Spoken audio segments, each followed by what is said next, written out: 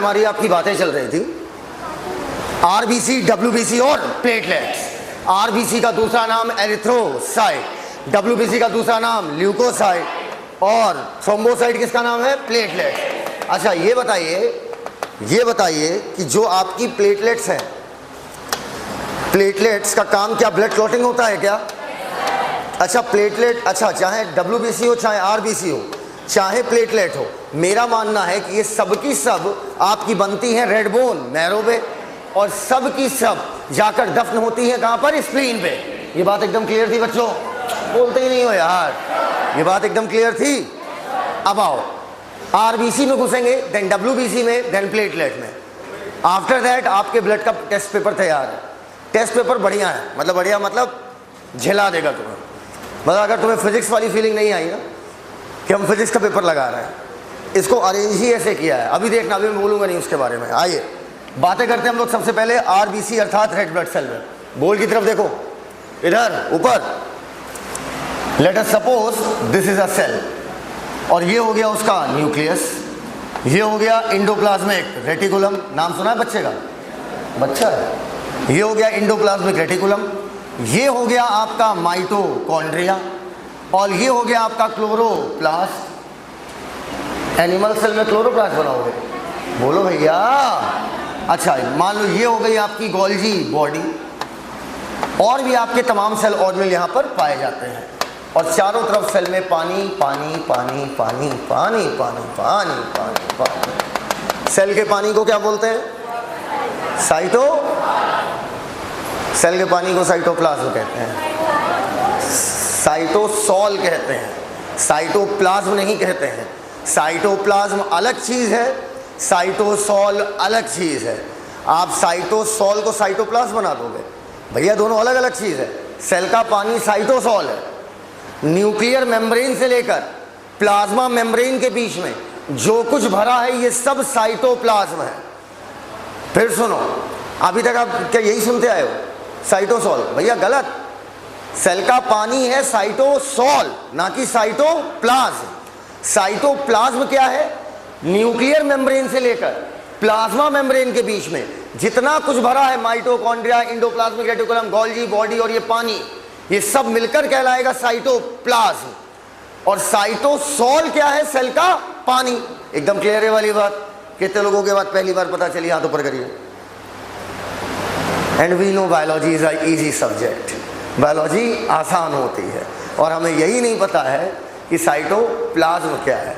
हम सेल के पानी को आज तक साइटोप्लाज्म कहते आए हैं, ये हमारा सबसे बड़ी गलती है। सेल के पानी को हमेशा क्या कहेंगे? साइटोसॉल। और सेल के न्यूक्लियर मेम्ब्रेन से लेकर प्लाज्मा मेम्ब्रेन के बीच जो कुछ है वो क्या है? साइटोप्लाज्म। क्लियर है ये बात? बोलो भैया। आइए अब आगे बातें शुरू करते हैं। बोर्ड की तरफ देखिएगा। ये एक सेल है जो भविष्य में आरबीसी बनाएगी। अभी आरबीसी नहीं है, अभी आरबीसी बनाएगी। अभी आरबीसी क्यों नहीं है? क्या किसी को इसके अंदर हीमोग्लोबिन दिख रहा है? देख के बताओ। देख भी रहा है ऐसे करके? हाँ, दिख नहीं रहा। हीमोग्लोबिन कॉम्प्लेक्स प्रोटीन थी या सिंपल?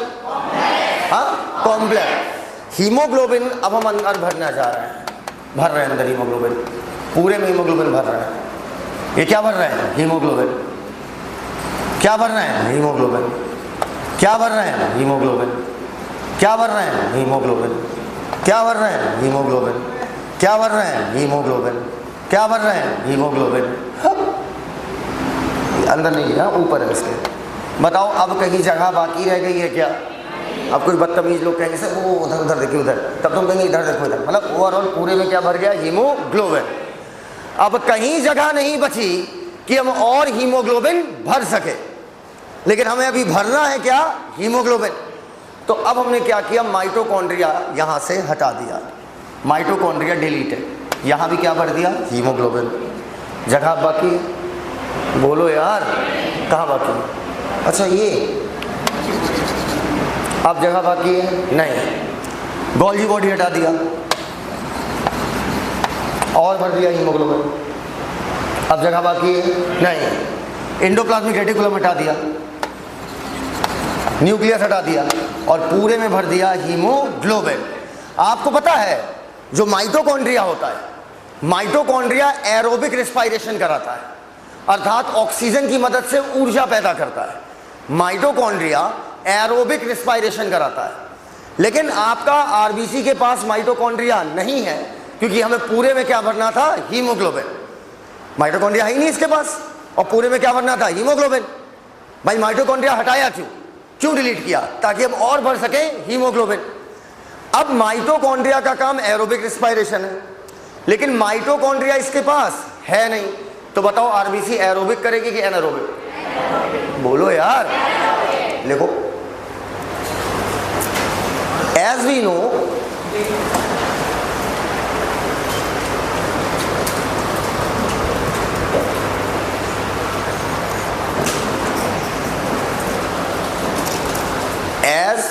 नो, जैसा कि हम जानते हैं,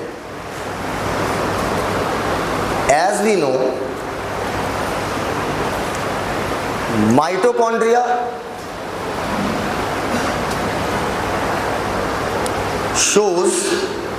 शोज मतलब दिखाता है। Mitochondria shows aerobic respiration. Mitochondria shows aerobic respiration. Full stop.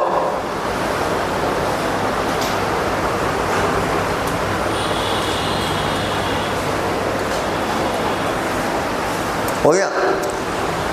RBC have no mitochondria. RBC have no mitochondria. RBC have no mitochondria.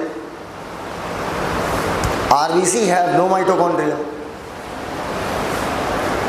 So RBC shows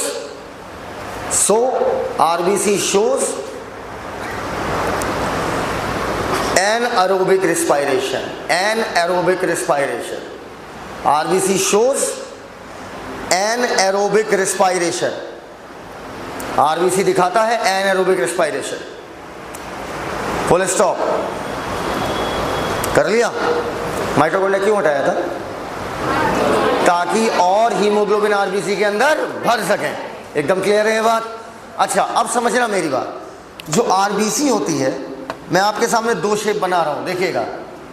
अगर मैं आरबीसी को साइड से देखूं, इधर से देख रहा हूं, सामने से नहीं देख रहा हूं, सिक्के को, आरबीसी को सिक्का मान लो, सिक्का को तुम किनारे से देख रहे हो, तो अब देखो तुम्हारे सामने दो हम आरबीसी बना रहे हैं। एक ये कैसी सेल है? मैं सेल को ऐसे नहीं देख रहा हूँ, फ्रंट से नहीं देख रहा हूँ, मैं सेल को किधर से देख रहा हूँ? साइड से। एक ये और एक ये। पहले और दूसरे में देख के बताइए किसका surface area. Sir surface area क्या होता है? वो एरिया, किसी ऑब्जेक्ट का वो एरिया जो उसकी सरफेस बनाएगा। किसी ऑब्जेक्ट का वो एरिया जो उसकी सरफेस बनाएगा, वो कहलाएगा सरफेस एरिया। जैसे मेरी बॉडी का सरफेस एरिया क्या है? जो मेरी बॉडी का क्या बना रहा है? सरफेस। तो अब बताओ किसमें आरबीसी का सरफेस एरिया? ये हुआ पहले का सरफेस एरिया और ये हुआ दूसरे का सरफेस एरिया। बताओ किस केस में सरफेस एरिया ज्यादा? हाँ, पहला या दूसरा? हीमोग्लोबिन का काम क्या है? गैसों को पकड़ना, पकड़ के इधर से उधर ले जाना। अब समझना, अगर हीमोग्लोबिन का काम है गैसेस को पकड़ना, तो ज्यादा सरफेस एरिया वाला गैस को पकड़ेगा कि कम? लिखो, देख के बताओ ये कौन सा लेंस है, कॉनकेव की कॉन्वेक्स? हाँ, अभी नहीं बता सकते जब तक ये ना पता चले कि लाइट किधर से गिर रही है। इसे बोलोगे कॉनकेव, इधर से बोलोगे कॉन्वेक्स। इसको याद रखने का एक अच्छा तरीका है, जब इधर से जाओगे तो ऐसा लग रहा मानो किसी गुफा में जा रहे हैं। हाँ, तो ये वाला क्या हो गया? केव। ये हो गया कॉनकेव, तो इधर वाला हो गया कॉन्वेक्स। ये बताओ आरबीसी का शेप देखो, कॉनकेव है कि कॉन्वेक्स? कॉनकेव। और इधर से भी कैसा है? कॉनकेव। दोनों तरफ से कॉनकेव मतलब बाई कॉनकेव। लिखो, आरबीसी है by concave shape.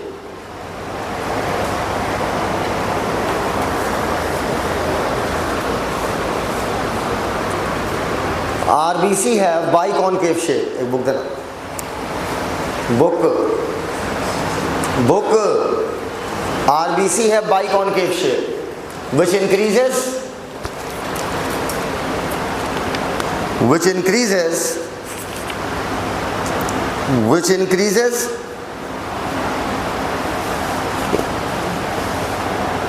its surface area.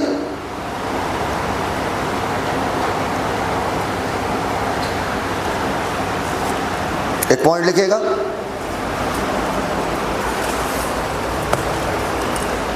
Haemoglobin में आयरन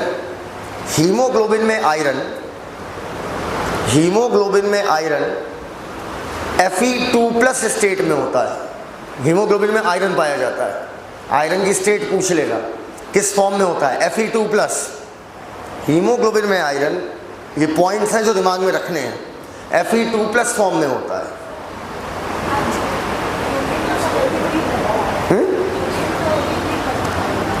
Fe3+, कौन बता रहा है? 2+, मुंह से निकल गया होगा, स्लिप ऑफ टंग हो गई होगी उनके, स्लिप ऑफ टंग समझती है? या वो ऐसा बता रहे होंगे कि Fe किस चीज़ के रिवीजन में, ब्रीदिंग में बता रहे थे कि सर्कुलेशन में? ब्रीदिंग में ना। तो पता है उन्होंने क्या बोला होगा, मैं बताता हूँ। उन्होंने ये बोला होगा सर ने आपके कि Fe3+ अगर हीमोग्लोबिन हुआ, हीमोग्लोबिन का आयरन अगर Fe3+ हो गया तो वो हीमोग्लोबिन खराब हो जाता है, अर्थात वो ऑक्सीडाइज माना जाता है। स्टेट Fe2+ ही होगी आयरन की। आयरन कभी अपनी स्टेट नहीं चेंज करता, हमेशा Fe2, हीमोग्लोबिन में जब भी आयरन होगा Fe2+। 3+ हुआ मतलब हीमोग्लोबिन खराब। क्लियर? चलो लिखा, देखो 100 ml ब्लड में 100 ml ब्लड में 12 से 16 ग्राम हीमोग्लोबिन होता है। 12 से 16 ग्राम हीमोग्लोबिन होता है। 100 ml ब्लड में 12 से 16 ग्राम हीमोग्लोबिन होता है। 12 से 16 ग्राम हीमोग्लोबिन होता है। हो गया? Full stop.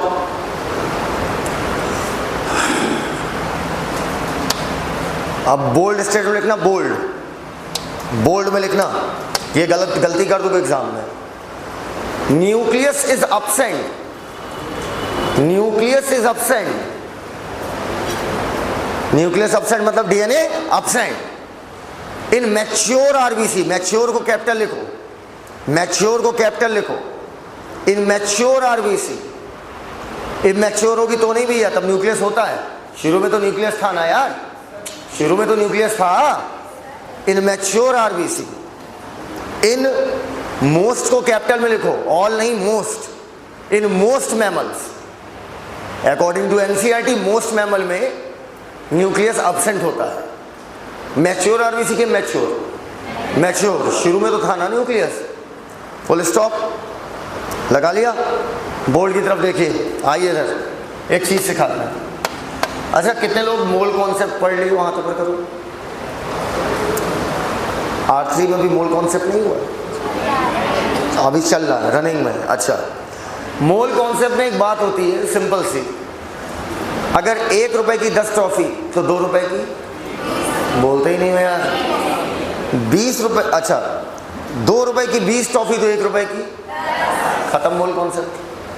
यही है मोल कॉन्सेप्ट। और है क्या? मोल कॉन्सेप्ट में 3 तो फॉर्मूले होते हैं, घुमा फिरा के वही लगाते रहते हो।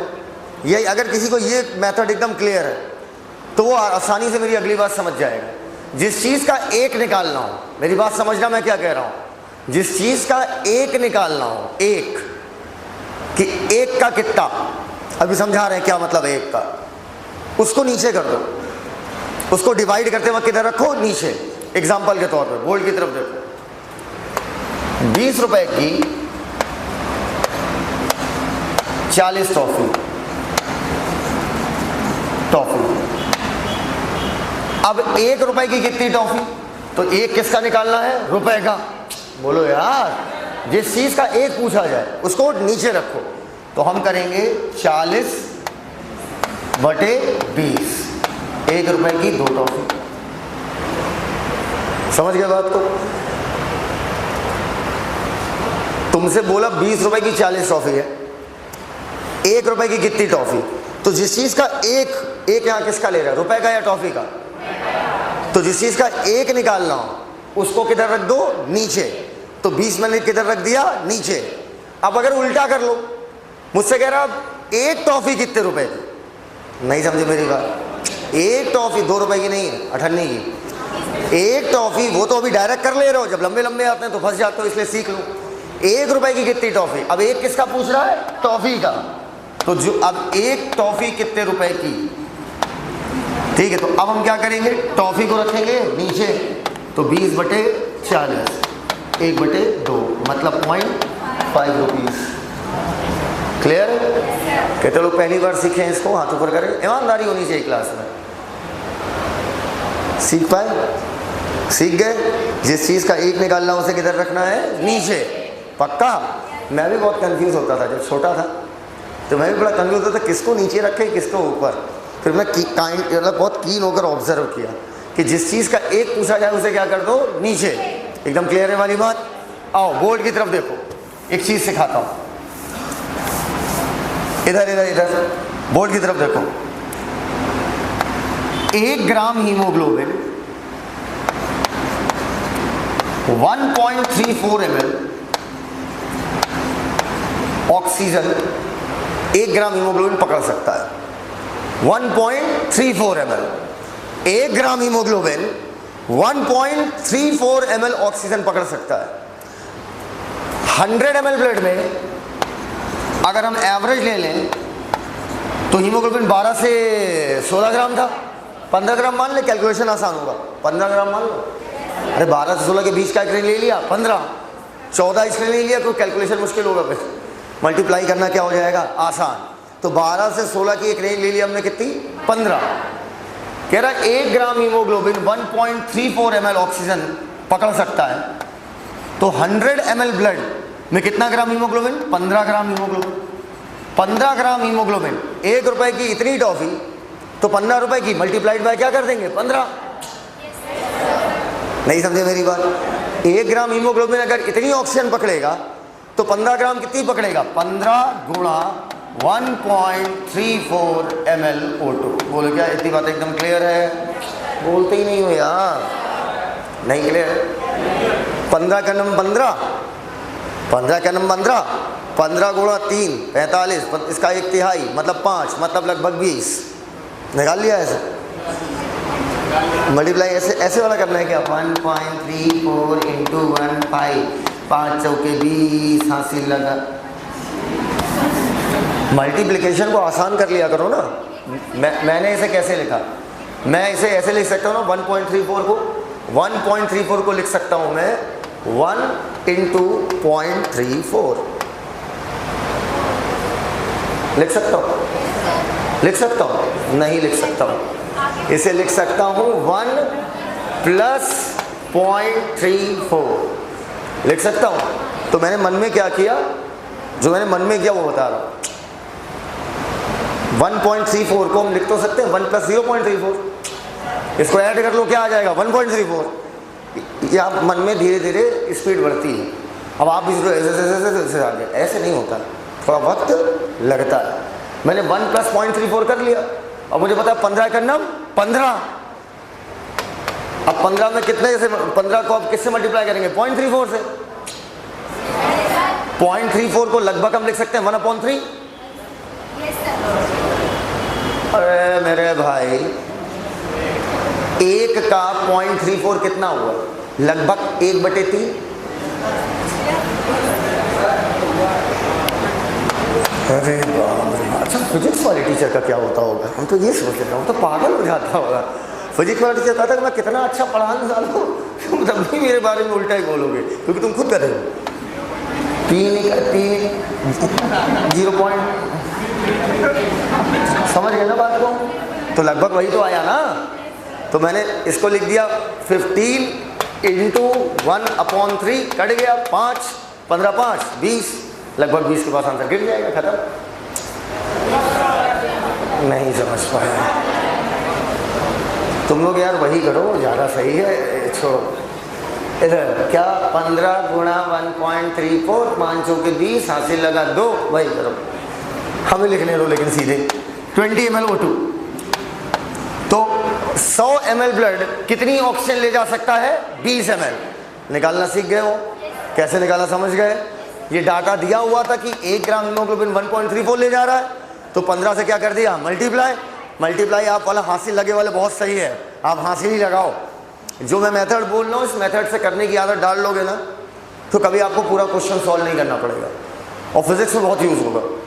वहाँ तक जाओ, तुम समझ जाओगे इसकी वैल्यू 20 से 22 केल्ले पर लेके रहेगी। 20 से 22 ऑप्शन ढूंढ लो, ठक से टिक मारो, बोलो यार समझ गए हमारी बात को। तो ओवरऑल इसको छाप लीजिए, छापो। आरबीसी खत्म, आरबीसी खत्म भैया, खत्म। आरबीसी खत्म हो गई, तबाह हो गई। उसकी रीडिंग आप खुद करेंगे क्योंकि बेहद सरल है, बेहद सीधी रीडिंग है उसकी।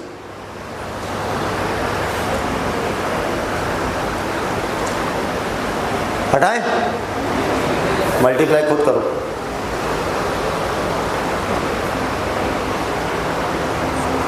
बोल तो करें कौन इतना लंबा करे, सीधे रख लो। 100 ml ब्लड, इतनी ऑक्सीजन ले जाएगा, बात खत्म, ओवर एंड आउट, खत्म। Next is WBC, white blood cell. नाम पकड़िए, कलर कैसा आ रहा है, वाइट, मतलब कलरलेस। अगर WBC का कोई रंग नहीं है, अगर WBC का कोई रंग नहीं है, तो बताओ हीमोग्लोबिन होगा या नहीं होगा? लॉजिक से पकड़ा करो। इसका मतलब हीमोग्लोबिन नहीं है। हीमोग्लोबिन होता तो कोई ना कोई रंग आ जाता, तो मैं लिखूंगा हीमोग्लोबिन एब्सेंट। ऊपर तुमने यहाँ पर एक काम करो, तुमने पहले जब आरबीसी में हीमोग्लोबिन भरा था, इसी वजह से न्यूक्लियस हटाया था ना। न्यूक्लियस क्यों हटाया था? हीमोग्लोबिन और डाले। और जब आपको हीमोग्लोबिन डालना नहीं है तो न्यूक्लियस निकालना काहे को है? बोलो यार, मतलब न्यूक्लियस होगा न्यूक्लिएटेड। रटा ही लिया था भैया, सोचा जाता है। 6000 से 8000 पर MMQ WBC होती है, हमने आपको पहले ही बताया था। WBC का कोई कलर नहीं, क्योंकि हीमोग्लोबिन होता नहीं। और जब हीमोग्लोबिन डालना ही नहीं है तो अंदर से न्यूक्लियस निकालना क्यों है? एकदम क्लियर है। अब सुनो, वैज्ञानिकों ने किया क्या? बोतल फेंको। वैज्ञानिकों ने क्या किया? वैज्ञानिकों ने क्या किया? ऐसी सारी सेल आपके ब्लड से निकाल ली जिनका काम दुश्मनों से लड़ने का था।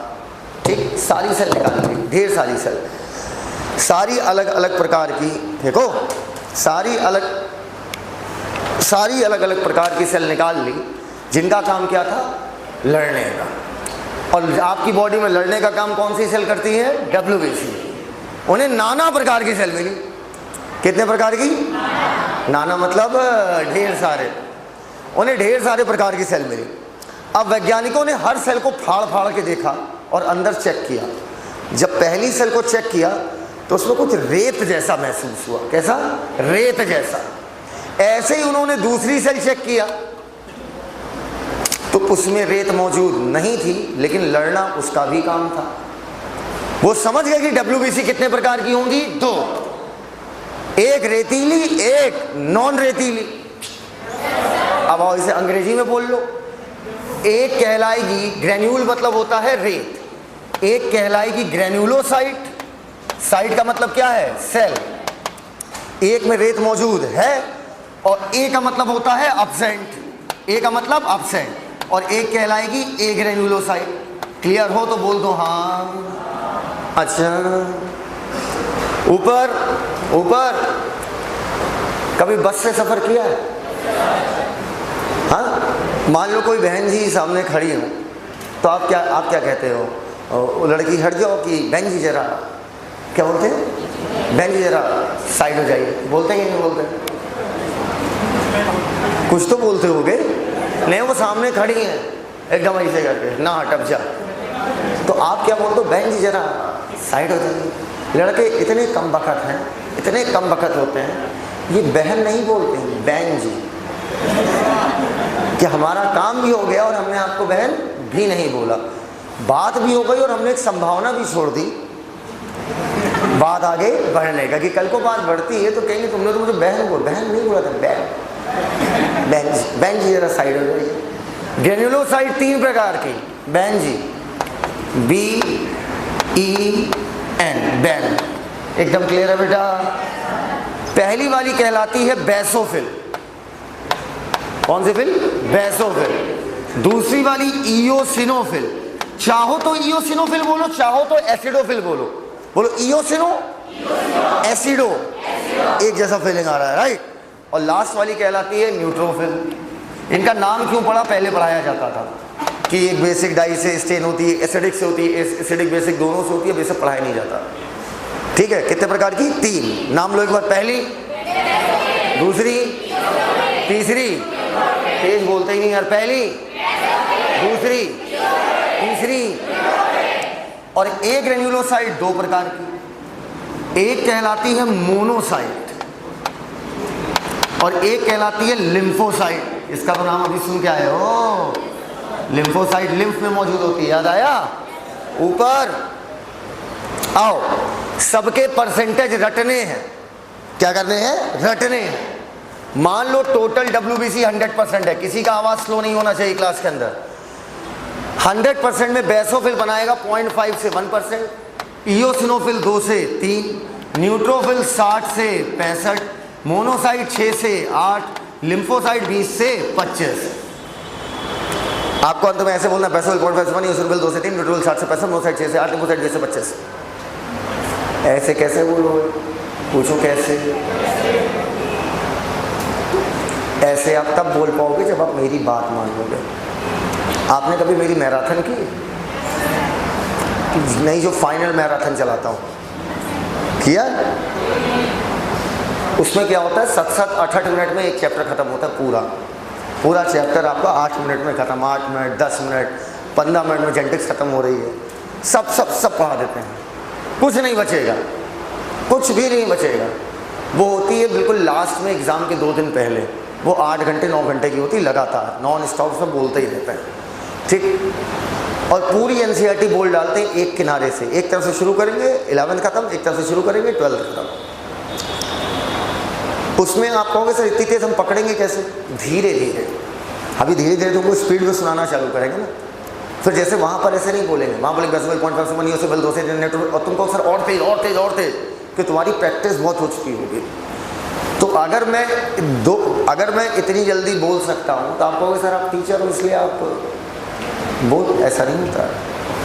टीचर लगातार 8 घंटे अपने सब्जेक्ट को सुनाते हैं, हम मान लेंगे। 8 घंटे लगातार बोलता चला जाओ और एक भी पॉइंट छूटना नहीं चाहिए। एक पेज पूरा सुना दो और एक भी पॉइंट ना छूटे तब भी बहुत बड़ी बात है। तो सर ऐसा कैसे कर लिया, इसका मतलब आप अद्भुत हैं? नहीं, मेरी माँ भी होमो सैपियन थी, मेरा बाप भी होमो सैपियन था, भरोसा कीजिए इस बात का। मैं जब बायो पढ़ाने को आया, ठीक है, स्टार्टिंग तो फिजिक्स से की थी, मैथ्स में भी घुसा था, हिस्ट्री भी पढ़ाया, ज्योग्राफी भी पढ़ाया। अब पता चला कि मेडिकल मार्केट में टीचर बड़े अमीर होते हैं, अगर मतलब हाँ मेडिकल मार्केट में सुना था मैंने, ठीक है। और फिर मैंने समझा कि यहाँ बायोलॉजी की वैकेंसी ज़्यादा है, क्योंकि बायोलॉजी का टीचर दिमाग से कम होता है ना, सोचने समझने की तार्किक क्षमता कम होती है बायो वालों में। हाँ ये बात फैक्ट है, तुम भी मानते हो। हाँ, सोचने समझने की तार्किक क्षमता बहुत कम होती है। जैसे क्यों, कैसे, ज़्यादा देर नहीं, ऐसे है तो है, बात खत्म। मैथ वाले क्या होते हैं, क्यों, कैसे हुआ, ये फिर कैसे आया, ये कैसे डिराइव हुआ। तो मुझे पता था बायोलॉजी में स्कोप सबसे ज़्यादा है, और मेरे साथ समस्या क्या थी, मैं रट नहीं पाता था, मुझे रटने से नफरत होती थी। तो मैंने एक दिमाग लगाया, पूछो क्या। मैं पहले पूरी बायो समझ लिया, उसमें फिजिक्स भी लगाई, केमिस्ट्री भी लगाई, मैथ भी लगाई, घुस के समझा। जब पूरी बायोलॉजी एकदम घुस के आ गई, अब हमने कहा सिर्फ घुस के आने से कुछ नहीं होगा, अब मुझे ये चीज़ रटी भी होनी चाहिए। तो जब मैं जल्दी जल्दी बोलता हूँ तो आपको लगता है मैं कॉन्सेप्ट सोच रहा हूँ, ना ना ना ना ना ना, वो रटंत विद्या है। बन अभी मैं एरिथ्रोब्लास्टोसिस फेटालिस समय देखकर 40 सेकंड में खत्म कर दूंगा, समय देखकर। तो सर उस 40 सेकंड में आप सोच रहे हैं, हम सोच नहीं रहे हैं, जो हम रटे हैं वो बोल रहे हैं। तो सर रटाया कैसे, बार बार पढ़ने से, बार बार। सर कितनी बार, इतनी बार बायो पढ़ी होगी तुमने, सोच नहीं सकते हो, सोच नहीं सकते। मैं हिस्ट्री का सिलेबस सुना सकता हूँ पूरा, पूरे का मतलब पूरा। सर उसका और क्या तरीका था, पॉडकास्ट। मैं अपने टाइम पे पॉडकास्ट सुनता था, अपनी ही वॉइस रिकॉर्ड कर लिया। नहीं समझे बात को, पहले 1x पे सुनता था, मतलब नॉर्मल, फिर 1.5 किया, फिर 2 किया, फिर 2.5x तक चले गए, फिर 3x तक, फिर बोर हो गए क्योंकि हमें पता था अगली लाइन हम ये बोलेंगे। नहीं समझ पाए हमारी बात? अपनी वॉइस में ही फिजिक्स केमिस्ट्री का पॉडकास्ट बना लो। अगर आपको लगता है कि फिजिक्स केमिस्ट्री सिर्फ समझ के नंबर आएगा, बिल्कुल गलत बात। जो 720 में 720 मारता है ना, उसको रटा भी होता है, उसको समझा भी होता है, उसको फॉर्मूले रटे। उससे अगर बोलोगे ना रोटेशनल मोशन में कितने फॉर्मूले, बोलेगा इतने फॉर्मूले, सुना डालेगा। तो क्या वो डिराइव कर रहा था इतनी जल्दी जल्दी? क्योंकि हम प्रिपेयर कर रहे हैं कंपटीशन के लिए, हम कोई रिसर्च नहीं कर रहे हैं। कोई हम रिसर्च के लिए सब नहीं पढ़ रहे हैं कि ग्रेनुलोसाइट। रिसर्च के लिए पढ़ोगे तो बेसोफिल पे पूरा दिन बिता दूंगा मैं। रिसर्च थोड़ी करना है, हमें कंपटीशन निकालना है। कंपटीशन कब निकलेगा? जब चीज़ें एकदम टिप पे हो। टिप पे कब होगी? जब फॉर्मूले रोज सुनोगे। कितने लोगों को यहाँ हनुमान चालीसा आती है? यहाँ तो पर करिए हनुमान चालीसा खड़ी हुई। जय हनुमान ज्ञान गुरु, जय कपीस लोक, रामदूत अतुलित, अंजनी पुत्र पवन सुत, हाँ आगे कुवत नवार सुमत के संगी, कंचन बिराज सुबह से कानन कुंडल। जब ये आप पढ़ रही थी तो क्या आपको एक दिन में याद हो गई थी? पहले आप बुक लेके पढ़ती थी ना, फिर 2 लाइन दिमाग में टकराई, फिर 2 से 3 पे आई, फिर 4 पे आई, और आज आप जय हनुमान ज्ञान गुरु कुछ लोग बोलते चले जाओगे। क्यों? क्योंकि रोज सुबह उठ के आपने वो सेम काम किया। तो जितने भी फिजिक्स केमिस्ट्री में चैप्टर होते जाएं, उसको अपनी वॉइस में रिकॉर्ड कर लो, अपनी नोट्स। और रोज सुबह उठ के जो वाली, जब उठते तो ऐसे थोड़ी उठते हम लोग, हम ऐसे उठते तो जैसे हो ना, कान में लीड लगा लो और चला लो और चलने दो उसको। और जब तुम रोज रोज रोज रोज रोज रोज रोज रोज रोज रोज सुनोगे ना, तो एक दिन मैं एक लाइन में बोल रहा था, आगे बोल रही थी, बोलो ऐसा क्यों होगा? रोज प्रैक्टिस, अभ्यास, बोलो भैया। अब आओ, तो अब अगर आपको मेरी तरह बोलना है जल्दी जल्दी, तो आपको मेरी तरह काम करना पड़ेगा, ठीक है? मैं बोलूँगा, आवाज़ बेहद लाउड रखना। बेसोफिल 0.5 से, बेसोफिल 0.5 से, बेसोफिल 0.5 से, बेसोफिल 0.5 से, बेसोफिल 0.5 से। सर हमें याद है बेसोफिल 0.5 से 1, तो कभी तेज़ नहीं हो सकते तुम। तेज़ होने के लिए उसी पे बार बार बार बार बार बार बोलना पड़ेगा। बेसोफिल 0.5 से, बेसोफिल 0.5 से, इयोसिनोफिल 2 से, इयोसिनोफिल 2 से, इयोसिनोफिल 2 से, इयोसिनोफिल 2 से, इयोसिनोफिल 2 से, इयोसिनोफिल 2 से, इयोसिनोफिल 2 से, इयोसिनोफिल 2 से। पक्का? न्यूट्रोफिल 60 से, न्यूट्रोफिल 60 से, न्यूट्रोफिल 60 से, न्यूट्रोफिल 60 से, न्यूट्रोफिल 60 से, न्यूट्रोफिल 60 से, बेसोफिल 0.5 से, बेसोफिल 0.5 से, बेसोफिल 0.5 से, बेसोफिल 0.5 से, बेसोफिल 0.5 से, इयोसिनोफिल 2 से, इयोसिनोफिल 2 से, न्यूट्रोफिल 60 से, 1 नहीं 0.5 से 1। गाना सुनते वक्त तो नहीं ऐसे करती होगी, हाँ ऐसे कर रही हैं। इयोसिनोफिल, न्यूट्रोफिल, मोनोसाइट 6 से, मोनोसाइट 6 से, मोनोसाइट 6 से, मोनोसाइट 6 से, मोनोसाइट 6 से, मोनोसाइट 6 से, लिम्फोसाइट 20 से, लिम्फोसाइट 20 से, लिम्फोसाइट 20 से, लिम्फोसाइट 20 से 25, लिम्फोसाइट 20 से, हाँ 0.5 से 1। 0 बोलने में तुम्हारा मुंह पपला जाता है, तो 0 ना बोलो, सिर्फ 0.5 बोल दो, तुम्हारा काम हो जाएगा।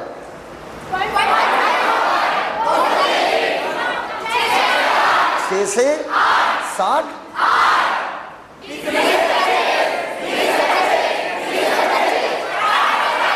60 से एकदम तैयार है। बेसोफिल 0.5 से, इयोसिनोफिल, न्यूट्रोफिल, मोनोसाइट, लिम्फोसाइट, ठीक है? मान लो क्या हुआ, एक बिटिया आई मेरे पास कंप्लेन करने कि सर ये लड़का, नहीं कोई लड़का है सर, बहुत परेशान कर रहा हमको। ठीक, हमने कहा क्या कहा? कहें सर उसने वो बात कह दी। तो हमने कहा बात कहना गलत नहीं था। बात कहना, अगर आप किसी से पूछते हैं पानी पिएंगे तो क्या इसमें कुछ गलत? आपने अपनी एक बात रखी है, अब यस और नो आपके हाथ में। देखो एक्साइटेड, देखो, अगर कोई कहता है किसी को ये कहना गलत है, तो कहना कुछ गलत नहीं है। मेरे मन में इच्छा थी, मैंने आपको व्यक्त कर दी, बात खत्म, बात खत्म। अब इसमें कोई थोड़ी जज कर लेगा कि यार कह दिया, अरे कह दिया, पानी पूछ लिया, कुछ गलत किया, खाना पूछ लिया किसी से, गलत किया, तो ये कैसे गलत किया? मैंने कहा है ना, मैंने थोड़ी कहा you have to do this, तो मैं गलत हूं, तो मैं गलत हूं कि तुम्हें करना ही पड़ेगा, तो मैं गलत हो गया भाई। ये मेरा अनुरोध है। अब ये बताइए आपका हाँ है या विरोध है? ये तो आप बताएंगे ना, बोलो भैया। लेकिन अनुरोध करने के बाद मान लीजिए विरोध मिला और उसके बाद भी आप बार बार प्रयासरत, ठीक, और जिसके फलस्वरूप वो व्यक्ति आपसे बहुत ज़्यादा परेशान हो गया और उसके बाद वो हमारे पास आया, ठीक, नहीं समझ मेरी बात। एक बार हमारी वो कौन होता, बहन की लड़की, हाँ, उसे किसी ने कुछ कहा, ठीक, ऐसा ही कुछ कहा, तो थोड़ा सा हमसे पता नहीं क्यों घबराती है, पर हमें तभी बताएगी जब फाइनल कॉल होगा। तो हमें आई कि मामा ऐसी ऐसी बात है, ये बात है। मैंने कहा तो तुमने यस कहा या नो? तुम कैसी बात कर रहे हैं? मैंने कहा बात क्या करें, नेचर्स कॉल है। अरे ये तो नेचर्स कॉल है ना, कोई कहे अरे ये सब गलत क्यों है भाई? नेचर्स कॉल है, इट्स ऑल नेचर्स कॉल। सूसू लगती है, नेचर कॉल है। भूख लगती है, नेचर कॉल है। प्यार की भूख है, नेचर कॉल है। हाँ या ना? देखो कितना सब लोग इतने मन से फिजिक्स सुन लो ना सालो, आइंस्टाइन पीछे कर दोगे तुम लोग। तो उससे कहते तो मैंने उससे यही कहा, मैंने कहा उसने कहा ये गलत नहीं किया, उसने कहा, उसने अपनी बात को व्यक्त किया और ये बहुत अच्छी बात है, उसने तुम्हें ऐसा ऐसा कहा और तुम खूबसूरत हो। इससे पता चलता है कि तुम किसी की निगाह में खूबसूरत हो। You must have to proud, तुम्हें प्राउड करना चाहिए इस चीज़ को लेकर, बोलो भैया। लेकिन अब अगर कोई उसे बार बार परेशान करेगा, बार बार, रोज रोज रोज रोज रोज रोज, मैंने उसे कहा 2-3 बार चलता है, ठीक है, इसके बाद इरिटेशन आने लगेगी ना कि हो गया भाई, बंद कर नाटक, जाओ IAS बन जाओ, डॉक्टर बन जाओ, मैं ऐसे ही हाँ कह देंगे। सीधी सी बात है, कहाँ इतना मेहनत कर रहे हो फालतू, बोलो इतनी मैंने राइट डायरेक्शन में कर लो, हाँ पक्का हाँ, उसमें कोई डाउट नहीं है। अब बार बार कोई परेशान करेगा तो मैं गुस्से में उसके स्कूल पहुँच गया। अब जो मैं बता रहा हूँ यहाँ से ये झूठ है, जहाँ तक अभी तक बताया था वो सच है, ठीक। अब जो बोलने जा रहा हूँ वो एकदम झूठ बात है, ठीक। तो अब मैं गुस्से में बांस लेके पहुँच गया।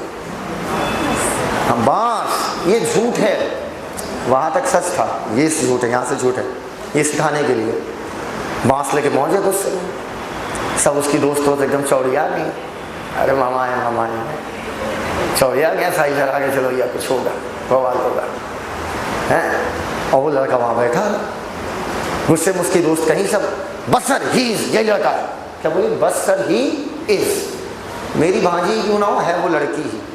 तो तुम्हें लगता है वो इतनी लंबी इंग्लिश बोल लेगी, बस सर ही इज, यही लड़का है वो बोली हमसे बस सर,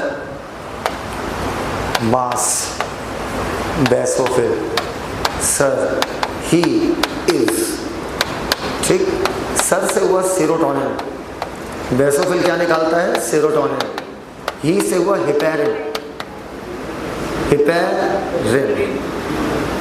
और इससे हुआ हिस्टिडिन, हिज। अब लड़की है ना, इतना लंबा तो नहीं बोल पाई, बस sir he is the guy who had, इतना थोड़ी होगा। बेटा तुम इंग्लिश बोल लेती हो, तुम्हें से कौन है जो लगातार इंग्लिश में बात कर सकता है कंटिन्यूअस एक फ्लो में, मतलब जैसे हिंदी में बात कर रहे हैं हम लोग, ऐसा हम लोग इंग्लिश में बोल रहे हैं। इतनी बड़ी क्लास में कोई लड़की ऐसी नहीं जो लगातार इंग्लिश बोल रही है।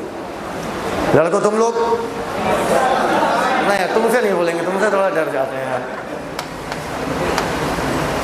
इंग्लिश एक सरल लैंग्वेज है। हिस्टामाइन, बैसोफिल क्या क्या निकालेगा, एक बार बोलो, बोलो बस सर, लड़कियों गुस्से बोलो बस सर, ही इज, यही लड़का है, बसिया दीजिए। अच्छा जब बसियाएंगे तो बताओ सूजन आएगी कि नहीं आएगी? बैसोफिल इन्फ्लामेशन कराता है।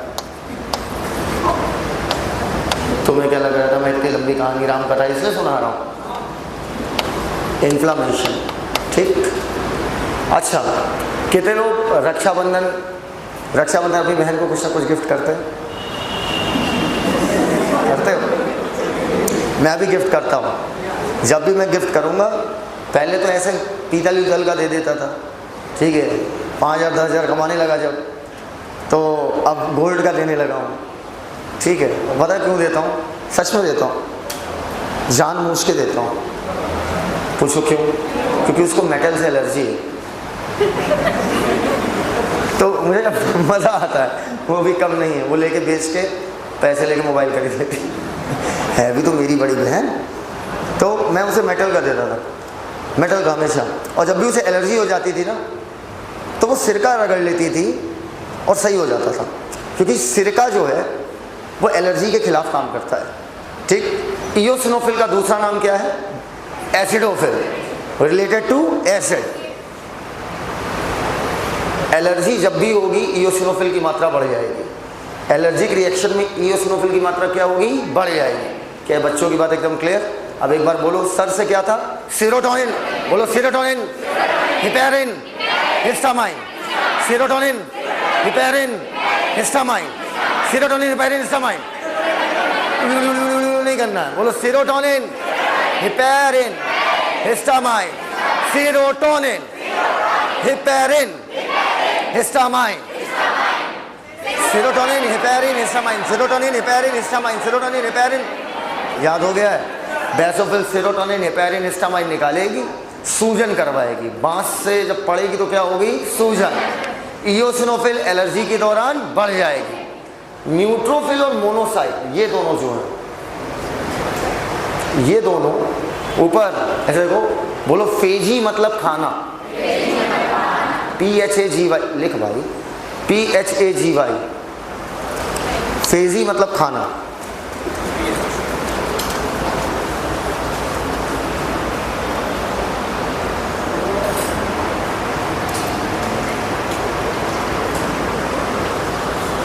अगर कोई सेल पूरी सेल निकल जाए, अगर कोई सेल है वो पूरा बैक्टीरिया ही निकल जाए, तो इसको बोलते हैं फैगोसाइटोसिस।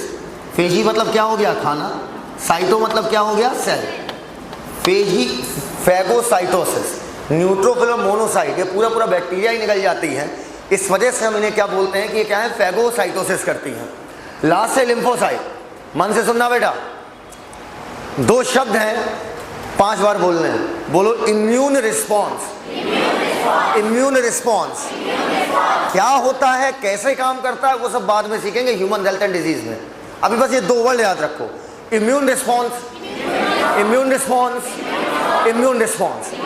इम्यून रिस्पॉन्स वर्ड सुनते ही आंसर ठोक देना लिम्फोसाइट। लिम्फोसाइट का काम है इम्यून रिस्पॉन्स देना। अब ये इम्यून रिस्पॉन्स क्या होता है पता नहीं, मैंने क्वेश्चन में पढ़ा इम्यून रिस्पॉन्स, ये कौन कराएगा? लिम्फोसाइट। अब क्या है इम्यून रिस्पॉन्स, कैसे काम करता है, कैसे एंटीबॉडी बनती है, सारी बात बाद में। पहले बताओ, यहां तक बात एकदम क्लियर है? अच्छा, अब बेटा लास्ट आ रही है आपके सामने, बोर्ड की तरफ देखिएगा। लास्ट आ रही है लिम्फोसाइट। दोबारा बताइए, आप घर जाते हो? अरे घर जाते हो? जब हम घर जाते हैं तो हमें घर में हमारे दोस्त यार मिलते हैं, ठीक है, और हम उनके साथ ऐसे ट्रीट करते हैं हम लंदन से आ रहे हैं। अरे हम ऐसे बोलते हैं ना, हाँ पता है कानपुर में कैसे पढ़ाया जाता है, पता बहुत बड़े क्लास होते हैं, वही सब 1000 बच्चा बैठता है एक बार में, माइक वाइक लगा रहता है, टीचर माइक से पढ़ाता। अबे माइक बाकायदा 3 फीट ऊंचे स्टेज, माइक, AC, पूरे क्लास में स्पीकर। जब कोई भी व्यक्ति पहली बार कानपुर आता है, कुछ भी कहो, झूठ नहीं बोलना, तो शौक तो हो जाता है। वो शौक नहीं हो रहा है, पहले तो वो टीचर को देख के शौक हो जाता है, कहते ये है साहिल सर, हम बड़ा सुने ध्यान में तो लोला लग रहे हैं ना।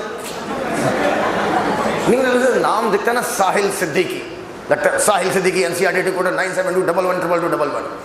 और जो सेलेक्ट होता है वो बड़ा भोकाल मार के भेजता भी है। तुम सोचते हो आएंगे एजेड से टीचर, पीछे 2 बॉडीगार्ड्स होंगे, नहीं समझ रहे बात को, सर आ गए और सर लपू जन्ना आराम से रोड पर टहलते चले आ रहे हैं। और ये है साहिल सर। तो जब भी हम घर जाते हैं तो हम अपने दोस्तों को ये सारी बात बताते हैं ना, कि कानपुर के बारे में बताते हैं। बोलो यार, अपने टीचर्स के बारे में बताते हैं, ठीक है, अपने टीचर्स को ऐसा दिखा देते हैं दोस्त के सामने कि अबे तू नहीं पढ़ा, तुझे भी पता नहीं है, तूने अपनी लाइफ ख़राब कर ली, उसको ऐसा बताते हैं मतलब हमारा टीचर नहीं, वो साला भगवान का दूसरा रूप है।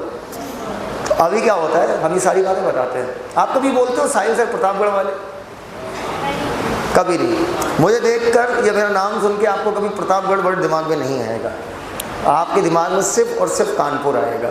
अगर कोई बोले अरे साहिल सर को जानते हो, तुम ट्रेन से जा रहे हो, हाँ हाँ कानपुर वाले ना काका देव। कोई बोलेगा हाँ हाँ प्रतापगढ़ वाले ना जिला अस्पताल। कोई ये बोलेगा क्या? क्योंकि आप अपनी कर्म स्थली की वजह से जाने जाते हैं, जन्म स्थली की वजह से नहीं। आप कहाँ पैदा हुए हो दैट डजंट मैटर, आप जहाँ पर अपना रोल निभाओगे वहाँ पे आप जाए। आप बहुत बड़े डॉक्टर बन गए, बहुत बड़े डॉक्टर, आप नरेश त्रेहान हो गए, बहुत बड़े कार्डियोलॉजिस्ट हैं जिनका मेदांता एक छोटा सा हॉस्पिटल है, मेदांता इतना सा, ठीक है, जितने में अपनी कोचिंग में है उतने में टॉयलेट बनाए बस इतना ही बड़ा है। तो मेदांता के मालिक हैं। अगर कोई मुझसे पूछेगा कि डॉक्टर नरेश त्रेहान मेदांता वाले, क्या मैं बोलूँगा भीसलपुर वाले? नहीं बोलूँगा। Are you getting my point? तो कोई भी अपनी जन्मस्थली से जाना जाएगा कि कर्मस्थली से? कर्मस्थली से। आप कहीं भी जाओगे, आप कभी भी, तुम देख लेना, आप कभी भी हम लोग को नहीं भूल पाओगे। कारण पता है क्या है? क्योंकि आपकी लाइफ में पहली सफलता हम लोग की वजह से आएगी, और जो पहली सफलता होती है उसी की सबसे ज़्यादा खुशी होती है। क्योंकि अरे कल तक तो एकदम लोला थे, आज गोला मार दिए। जब पीजी निकालोगे तो इतना खुश नहीं होगे ना, क्योंकि अब तुम जानते हो तुम कर सकते हो। पहला रिक्शे का पहला पैडल सबसे मुश्किल से चलता है, पता है ना ये बात। उसके बाद तो फिर सफलता आती रहेगी। तो बेटा आपकी पहचान कहाँ से होगी? कानपुर से, कर्मस्थली से। लिम्फोसाइट दो प्रकार की, बी और टी लिम्फोसाइट। कोई भी WBC हो, RBC हो, प्लेटलेट हो, कोई भी हो, सब बनती कहाँ पर है? Bone marrow. तो दोनों बनती कहाँ पर होंगी? बोन मैरो में। लेकिन मैच्योर कहाँ पर हुई? कहाँ पर लड़ना सीखी? वहां से इनका नाम पड़ा बी और टी।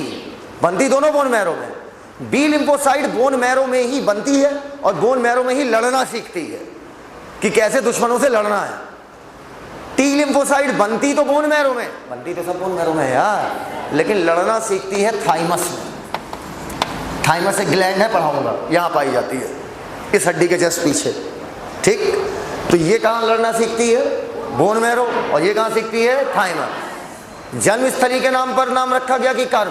कर्म। जन्म तो दोनों का एक ही जगह पर हुआ ना यार, बोलो भैया, एकदम क्लियर है। अच्छा अब मेरी बात सुनो, ऊपर देखो, ऊपर आपको पता है आपके देश में 3 सेना है, जल सेना, वायु सेना और थल सेना। नाम सुना है इनका? बोलो। बी से वायु सेना, वायु नहीं वायु, वायु सेना। और टी से थल सेना। सेना ही तो है WBC। ये बताओ वायु सेना वाला जब अपना लड़ाकू विमान उड़ाता होगा, ठीक है, मान लो मुझे दुश्मन दिख रहा है, ठीक, और मैंने क्या किया, इसको मैं क्या दुश्मन है तो मैं अपना विमान नीचे उतारूंगा, एक कंटाम मारूंगा, फिर बैठूंगा अंदर, फिर चला जाऊंगा। ऐसा करूंगा कि ऊपर से बम मारूंगा, बम मार क्या वो उतार के आएगा, एक कंटाम मारेगा, फिर अंदर बैठे ऊपर से धड़धड़ा देगा। बोलो। वायु सेना बम मारती है और बम का नाम है एंटीबॉडी। वायु सेना बम मारती है और बम का नाम क्या है? एंटीबॉडी। एंटीबॉडी कौन बनाएगा? B lymphocyte. बोलो यार। और टी लिम्फोसाइट खुद जाकर लड़ती है। टी लिम्फो थल सेना क्या करती है? आमने सामने लड़ती है। और वायु सेना क्या मारती है? बम। एकदम क्लियर है वाली बात? पक्का।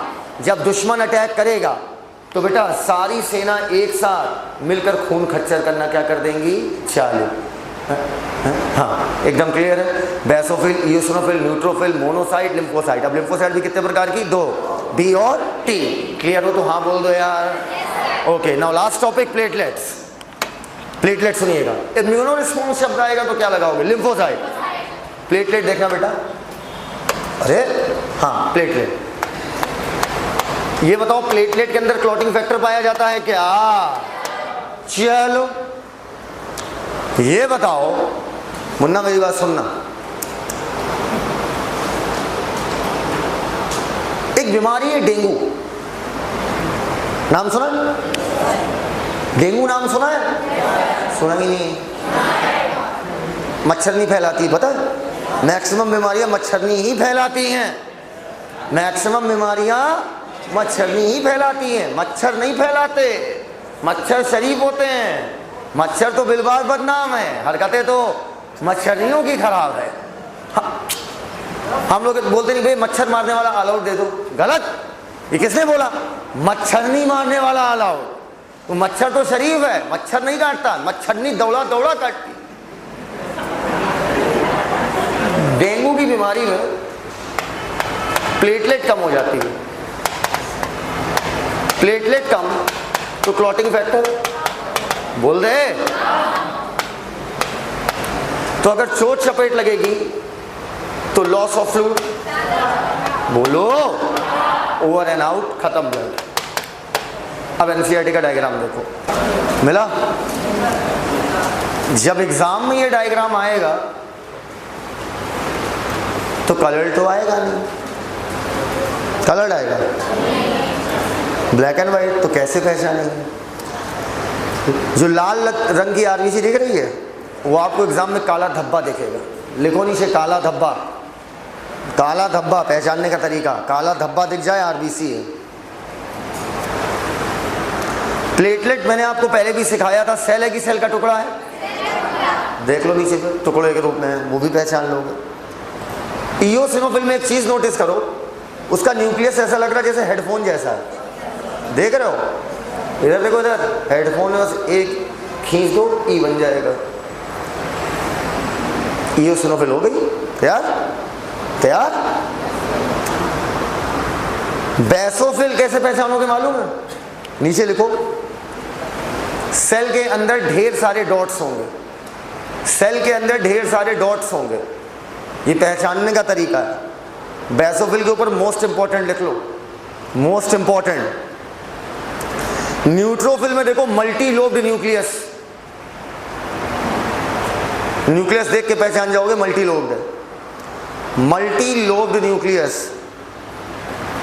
मोनोसाइट में लिखो किडनी शेप्ड न्यूक्लियस। सबसे साइज में बड़ी कौन है? लिख लो लार्जेस्ट डब्ल्यूबीसी।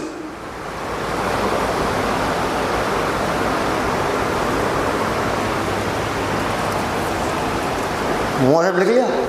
मोनोसाइट में लिखा किडनी शेप्ड या बीन शेप्ड। लिम्फोसाइट पहचानने का क्या तरीका है? न्यूक्लियस का साइज बहुत बड़ा होगा साइटोप्लाज्म की तुलना में। देखो देखो, चाहे बी हो चाहे टी हो, न्यूक्लियस का साइज बहुत बड़ा है। ऊपर ऊपर, अब बी और टी में कैसे पहचानोगे? ये भी तो सवाल है।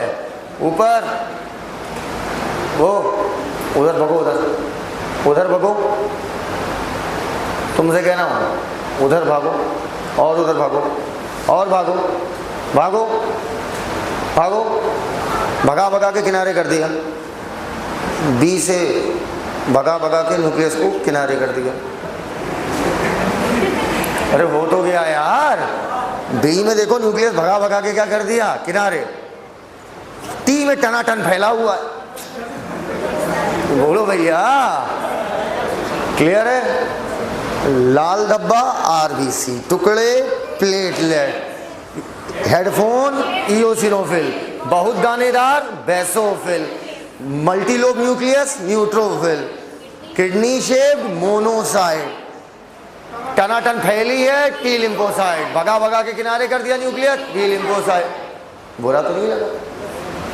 मान जाओ, इधर लग भी जाता तो क्या ही फर्क पड़ता। इसको छाप लिया? छापो, ओवर एंड आउट कर रहे हैं, पहले से छापो, छापो।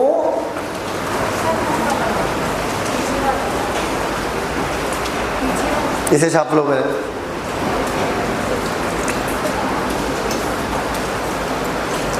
बेसोफिल 0.5 से 1, इओसिनोफिल 2 से 3, न्यूट्रोफिल 60 से, मोनोसाइट 6 से 60, लिम्फोसाइट 20 से, खत्म। Happy birthday, thank you.